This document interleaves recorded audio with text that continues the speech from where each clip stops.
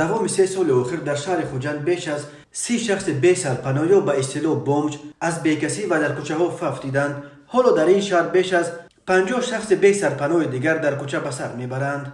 در این باره باری عبدالرحمنوف مدیر سازمان دیار که در رابطه با شخصان بی سرپناه تحقیقات گذرانیده است بعضی پلیوس خبر داد. نامبرده گفت که دوام سالهای 2020-2021 در شهر خوجند 30 نفر افراد بی سرپناه افتیدند که 28 نفر مرد و 2 نفر زن بودند. تنها در سال 2022 دو حالت مرگ بی سرپناهان به قید گرفته شده است که یکی از آنها مراد قربانوف 65 ساله بوده روز 18 دکبر سال روان افتید، گفت باری عبدالرحمنوف. به تاکید وی تحقیقات گذراننده آنها اثبات کرد که افراد بی سرپناه بسیار حساس و یکروند و اکثر آنها از بیماری‌های سیل و میزدگی رنج میبرند و به طبابت جدی نیاز دارند. نامبرده بر این نظر است که برای به حیات مقرری برگردانیدن آنها طبابت پسیکولوژی و کمک‌های حقوقی و مادی ضرور است. آنها اول طبابت گرفته بعداً باید کورس‌های مطابق شوی به حیات آسایش‌تر را گذرند. وقتی به حیات بومش‌ها به اعتبار می‌شویم این می‌تواند عاقبت‌های ناخوش را به بار آورد، زیرا بیشتر آنها روحاً خسته هستند، گفت رهبر این تشکیلات جمعیتی. عادل جان خلیلوف 60 ساله یکی از بی سرپناهان در شهر خوجند می باشد که دوام 5 سال است در کوچه های شهر می گردد. او ساکن شهر اسفره بوده برای رفتن به خانه پیران سالان حجت های لازمی ندارد. نامبرده شناسنامه خود را در روسیه که چند سال آنجا بود گم کرده است و همین طریق تا به حال برای گرفتن شناسنامه و دیگر حجت ها کوشش نکرده است. در اسفره خانه و در داشتیم.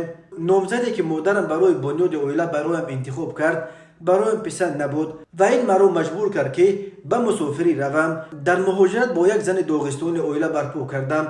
صاحب دوگانیک شدیم. با آنها متین و محیدین نام گذاشتیم. پسرانم در افغانستان خدمت کردند و سال 1996 در پی خدمت هر دو شهید شدند، نقل کرد عادل جان خلیلوف. به گفته او وقتی جسد فرزندانشان را آوردند همسر داغستانیش مدینه رسولوف برابر دیدن جسدها دلکف شده افتید و همین طریق او یک و تنها ماند. بعد سالها وقتی عادل جان خلیلوف به زادگاهش برگشت فرزندان پدر علاقه خانه و درش را از خود کرده او را دیگر به خانه پدری راه ندادند. اینک 5 سال است در کوچه ماندم. برای به خانه پیرانسالان رفتن حجت و برای کار کردن سلامتی ندارم.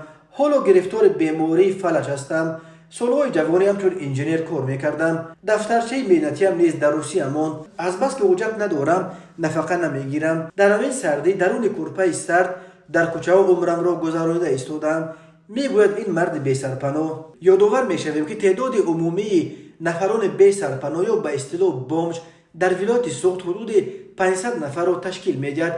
این آمار در نخستین تحقیقات اطراف بود و باش بی سرپناهان در ولایت سوخت از سوی تشکیلات جمعیتی دیار با کمک فوند جمعیتی نوتابنه و گروهی از حامیان حقوق انسان انجام یافت و ماه سپتامبر سال گذشته اعلام گردید. مؤلفان تحقیقات بین 100 نفر از افراد بی خانمان در شهر و نویه‌های خوجند، اسفره، گلستان، بوستان، باباجان غفورов و جبار رسولov پرسش‌ها گذرانیده پهلوهای گوناگون زندگی آنها را افشا کردند. این افراد به دلیل مناقشه عائلوی، فروختن خانه، در پی مشکلات اقتصادی، قرضداری از بانک‌ها، بعد آزاد شدن از محبس و بعد ترک خانه به پناهگاه ماندند. بیشتر از نیم بی سرپناهان یا 52% گفتند که قبلا صاحب خانه شخصی خود بودند ولی به دلایل گوناگون از دست داده در کوچه ماندند. وقتی با آنها صحبت میکنیم اصرار می‌دارند که یگانه امیدشان حکومت است که دستگیری کند.